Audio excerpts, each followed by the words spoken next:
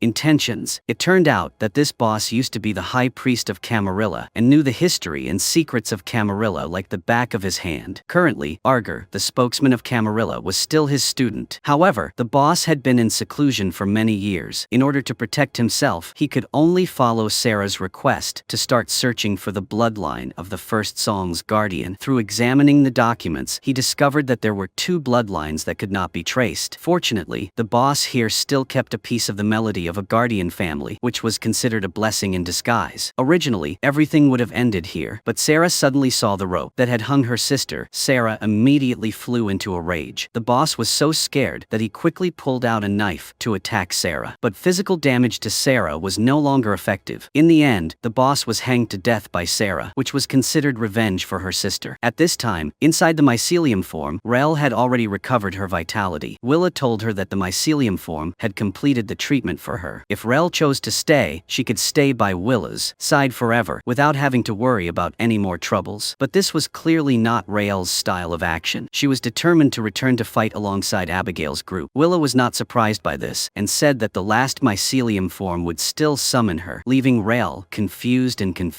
At the same time, Abigail and a few others were discussing with Sakira how to find the president and the magic guard. Since the magic guard had a mental connection with the other magic guards, they needed to find a magic guard at the border. Sakira could not come along because she had to attend a meeting. This meeting was held on Millie's territory. As the host, Millie enthusiastically invited everyone to try the beef jerky she made. Unfortunately, Sakira was not in the mood. Sakira informed the council members that she had secretly formed a militia and decided to fight against the government army. But before Sakira could finish speaking, everyone else was unconscious. Sakira was also quickly knocked unconscious by someone else. It turned out that the Camarilla's spy was Millie. Millie had already put drugs in the beef jerky, just for her own benefit. Millie naively believed Camarilla's words. Faced with Sakira's advice, Millie still stubbornly refused to come to her senses. At the same time, Abigail had already arrived at the border to ask for help from the magic guards. Just as the magic guards were about to cast a spell, the government army suddenly arrived. Millie also promptly opened the barrier. The leader of the Camarilla also did not hide and asked to enter the reserve. The magic guards naturally refused. Seeing that the enemy was about to charge in, the magic guards had no choice but to use magic to stop them. Unexpectedly, they fell to the ground and could not get up. Anacostia glanced at the Camarilla wearing anti-magic armor and knew that the three people who charged were no match for him, so he could only wait for an opportunity. But how could Camarilla let it go? He directly killed the magic guards and let the witch soldiers control the other security personnel. Abigail could not bear it anymore, so she decided to stand up. Adel took the lead in charging forward to try to stop the armored car. Adel realized that the Camarilla was preparing to have the witch soldiers take action, but was fatally struck by the invisible Abigail. The witches naturally recognized Abigail and released the security personnel. Abigail also spoke and asked them to only obey orders on the surface and secretly sabotage the operation. Meanwhile, under the guidance of the defector soldiers and together with Scylla, Tally opened her eyes to see through and search for the president's whereabouts. But the president was not found, but instead she discovered that Sakira was in danger, so the two immediately went to rescue Sakira. Millie and her subordinates were completely unaware of this and were attacked by surprise. Soon, Sakira was successfully rescued, and Millie was also arrested on the spot. But Scylla knew that the government army would definitely come here to support Millie, so she told the deserter to prepare for battle. A moment later, the two Camarillas indeed led the witches and ordered the arrest of all members. But the witches had not taken many steps when they were hit by the deserters' magic and stopped in place. Camarilla had no choice but to call for reinforcements. Taking advantage of this opportunity, Tally quickly let the members of the witch group escape, but the speed of the reinforcements was still faster than they expected. Reluctantly, Sakira had no choice but to sacrifice herself to go out and attract attention. But this Sakira was actually Scylla in disguise. After being captured, Scylla would be taken to Camarilla's interrogation center. At this time, Tally stayed in the house to prepare to sneak attack Camarilla, but was repelled by the anti-magic armor. She fell directly to the ground, unable to get up. At the crucial moment, the mycelium form broke through the ground and crushed Camarilla into powder, announcing the official return of King Rel. Abigail's group also reunited again. After everything settled, the three of them decided to rescue Scylla at any cost. But before they could set off, Sarah found Tally. She asked Tally to help her find the guardian of the first song, and told her that only the first song could stop Rel from destroying the world. This time, Tally did not need to see the future, but had to look back at past. Under Sarah's guidance, Tally's consciousness traveled to ancient Germany. Only then did she discover that a guardian of the first song that year had encountered a witch hunter and had run into a mountain cave. The cornered guardian had no choice but to hum a part of the first song, freezing herself and Camarilla in the mountain cave. After knowing the truth, Tally immediately decided to go with Sarah. Before leaving, Tally specifically told Rel not to use the witch bomb again. Seeing that Tally was determined, Abigail and Rel stopped trying to stop her. At this point, Anacostia pretended that nothing had happened and deliberately ran to Nictay's territory to drink. Nictay was not a fool. She waited for Anacostia to leave and immediately chased after Anacostia. Things had come to this point, and Anacostia could no longer hide it. Anacostia asked Nictay to help find the magic guard and the president. Nictay requested that after the job was successful, she'd be pardoned. Anacostia could only agree. After a period of training, Nictay's abilities became increasingly stronger. Nictay immediately used magic to control a large flock of birds to travel throughout the reserve to find the president and the magic guard. On this side, Sarah and Tally reached Germany thanks to the mycelium thread. Because the mushroom thread could not penetrate the glacier, the two had to walk into the cave. Many years passed. The Guardian had still been frozen in the rock. Sarah knew that the Guardian could transfer magic between witches, so Sarah took out her family song and successfully woke the Guardian up. Unfortunately, Tally, who was standing nearby, was caught by the Guardian and possessed by her. Seeing this, Sarah quickly explained her intention, hoping that the Guardian would pass on the first song to her. But the Guardian thought that Sarah came to steal her song and intended to use magic to freeze Tally. In a moment of urgency, Sarah pulled out the witch hunter's sword. The sword severed the Guardian's arm and saved Tally. Unfortunately, the cave was about to collapse. Logically, the two should have left immediately, but Tally insisted on getting a part of the first song. Tally knew that the Guardian had always suffered from the torment of endless loneliness. Therefore, she offered to use her omniscient eye power in exchange for that song, so that the Guardian could see the distance and the future. With just a few words, the Guardian was convinced and reached a deal with Tally. But at this moment, the cave began to collapse. Sarah and Tally had no way out. Reluctantly, Sarah used magic to push Tally away, sacrificing herself in exchange for a way to live for Tally. In the fortress, the vice president was criticizing Petra for her ineffective work. He demanded that Petra take strong action and wipe out the reserve once and for all. The surveillance captain also took this opportunity to mock Petra's leadership ability, which was not as good as Sarah's. In the face of such sarcasm, Petra just calmly tapped her pen and replied. As the tapping speed increased, the surveillance captain finally felt that something was wrong, but he no longer had the strength to resist. Not long after, he died tragically on the spot. After dealing with the captain, Petra decided to use the name of the battle commander and personally go to the